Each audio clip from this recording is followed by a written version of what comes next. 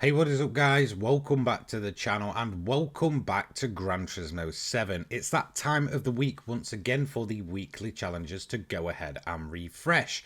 And once again we have the return of the DTM special event, and also on offer are some fairly substantial rewards, including a 6-star roulette ticket, which you'll probably know can award anything from up to 1 million credits to some of the best cars in game. So let's head over then for November week 3. This will end on the 21st of November 2024 at midnight. In terms of the events for this week, we start off with the Sunday Cup Classic. This is at Autodrome Lake Maggiore on the centre layout. We then head over for the European Clubman Cup 600 at Alsace Village. Of course, that event is really one of the beginning day one events and is that typical chase the rabbit style, unfortunately. We then head over to one of the latest events to the game, the Evolution Meeting. That takes place at Monza. We then head to the American Clubman Cup 700 with one of the game's most notorious cars, the Chevy Corvette C8, which absolutely flies in this event. Overall though, that is a very fun one to tackle. And of course, we have the special event for this week, this time at Spa, which is the DTM special event, returning for the 3rd time. Now, in terms of the rewards, we have 100k for completing one event.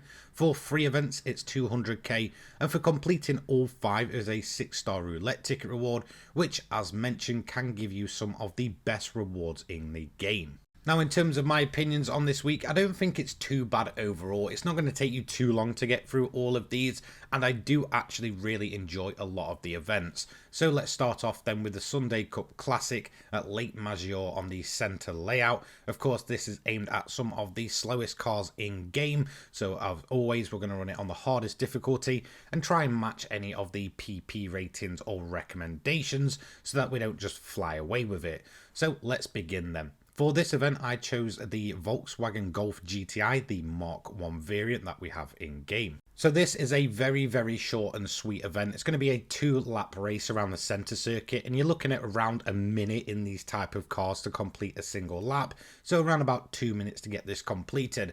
Of course, the AI themselves are going to be relatively slow. There's only 7 of them, 8 cars in total, including yourself, and there's not really a big gap between all of the vehicles. However, there is a couple that you may need to watch out for. That is mainly the Giulia Sprint, which seems to be the standout car out of the rest of the field. Now, there is some other cars you may need to watch out for. There is also typically another Golf Mark 1 GTI that can be quite quick. However, nearly every time I've ran this race, it's been starting so far back that it doesn't really get a chance to move up.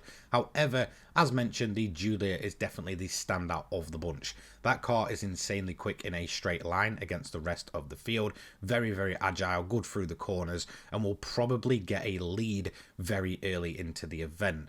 Now, honestly, the faster you get past it, the better, because once that car breaks free, it's going to start beginning to build a massive gap over the rest of the field. So you definitely want to be aiming to get past the Giulias as quickly as possible. And there we go. That is event number 1 finished. Tick number 1 of the week. And of course, we are going to get rewarded with credits for the event and a credit bonus on top. So 7.5k with the clean race bonus and 100k on top. Not too bad for 2 minutes of your time. Let's move in then to event number 2 of the week. This is the European Clubman Cup 600 at Alsace Village. Now, you will be happy to know this isn't the one that actually features the Alfa Romeo. That thing is an absolute weapon. However, it is one of the day 1 versions of the event, so you won't actually see that car. My car of choice for this one was the McLaren 650S. This will absolutely do the job just fine.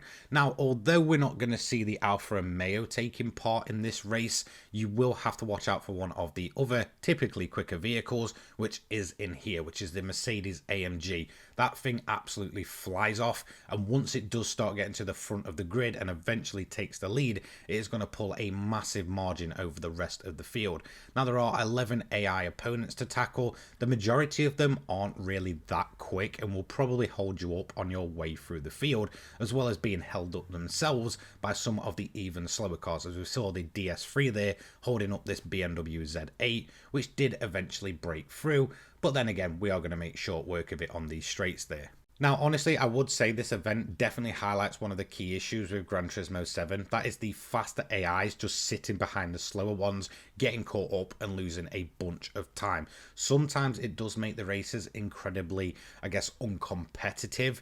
And it's kind of an issue here as we see the Mercedes is 6.6 seconds up the road as we get into third place. That car is tripping over one of the M3s for lap after lap until eventually it breaks free. We would eventually make the move though on that AMG, but unfortunately it really wasn't too much of a battle as that car lost too much time stuck behind the M3 early on. So there we go. That is going to be this event pretty much done and dusted at that point as we built up a 1.7 second lead as we cross the line and take a fairly easy win in the end. That is tick number 2 of the week. Now, in terms of the payout for this one, it's 37,500 credits with the clean race bonus.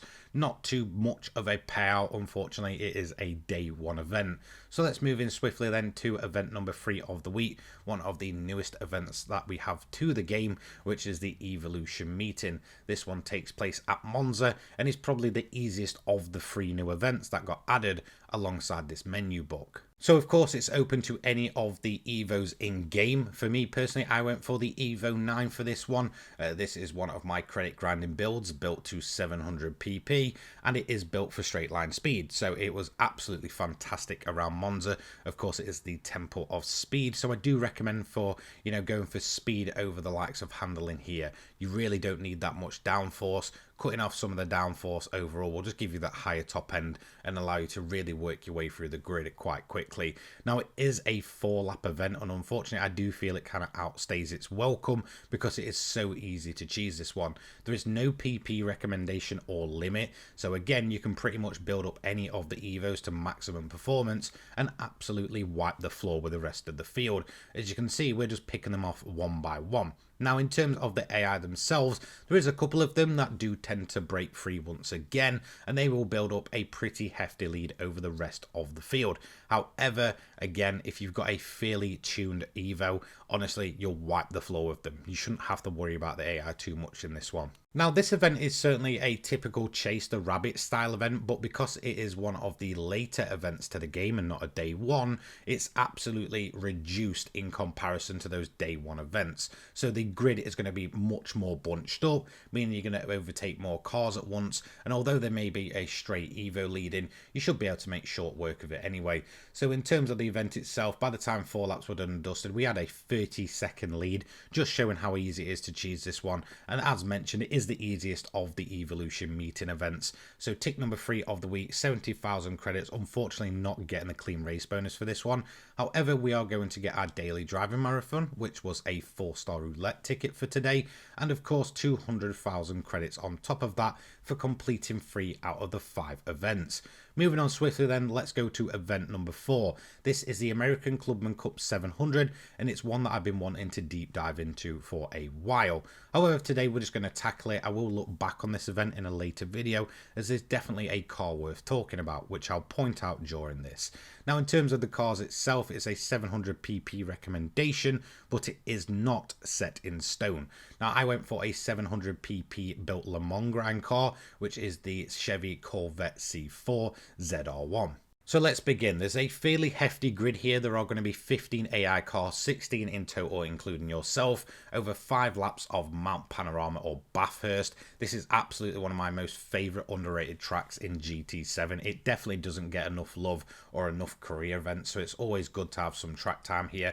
Now, the majority of the AI early on are going to be super easy to get by. None of them seem to be running anywhere close to the 700 recommendation. However, what makes it tricky is just how tight and twisty that mountain section is. So all I recommend doing is just picking them off one by one. Try not to clatter into them, as you will lose that clean race bonus.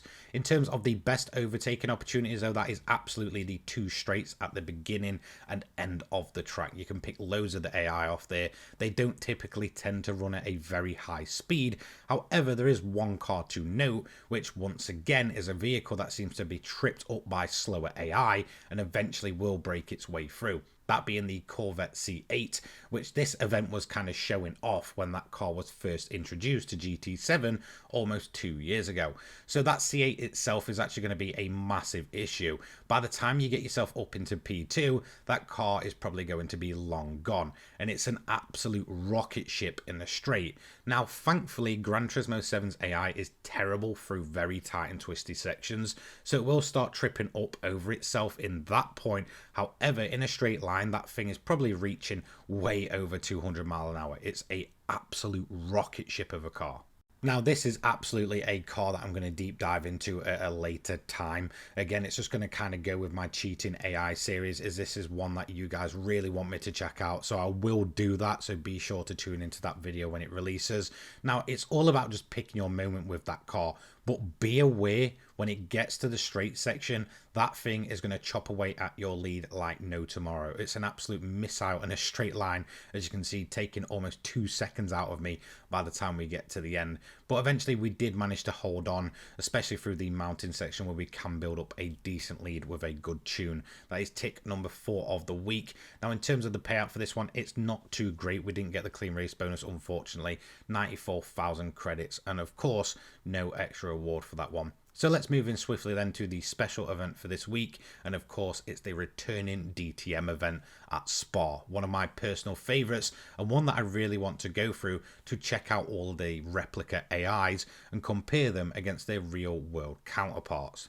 So of course it's a mix of road and race cars, so you don't have to worry about fuel or tyre life. My car of choice, as you can see here, was the Batmobile style BMW, of course with a period correct Jägermeister livery. Now I absolutely love the 3.0 CSL.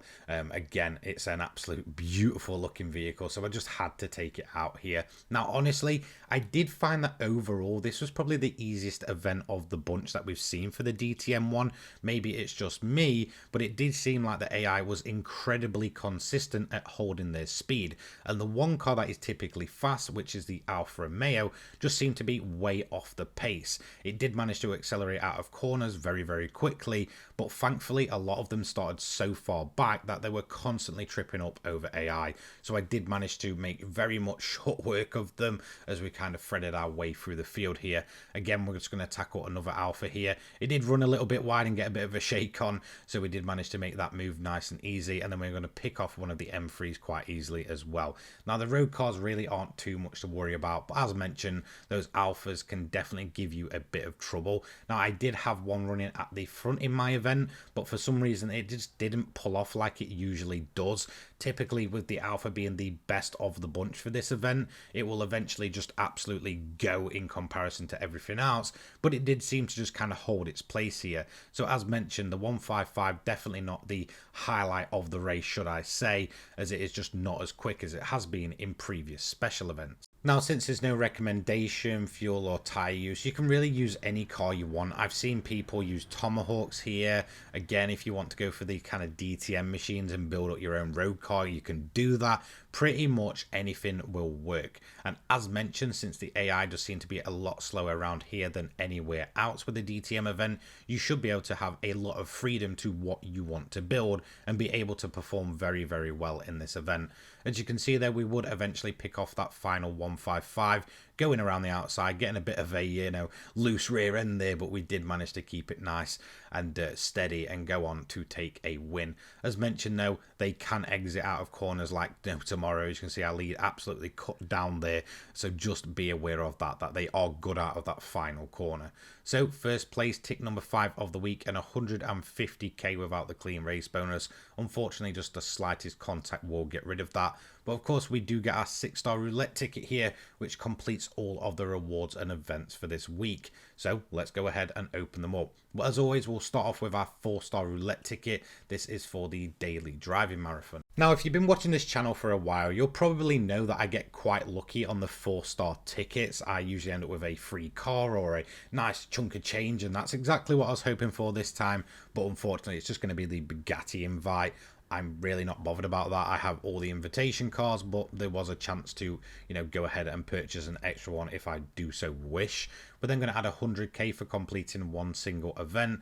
Of course, for completing 3 events this week, it's 200,000 credits, which we're going to add to the account now. And of course, for completing all 5 is the 6-star roulette ticket. Now, these do typically contain some of the best items in game. We've got super formulas, we've got one of the VGTs, a million credits, 500k, and unfortunately, that's exactly what it's going to land on. I would have preferred a free car, as credits are just kind of meaningless at this point, unfortunately, but fair enough, not too bad. And there we go, that is the weekly challenges done and dusted. A massive thank you to all of my channel members listed on screen now.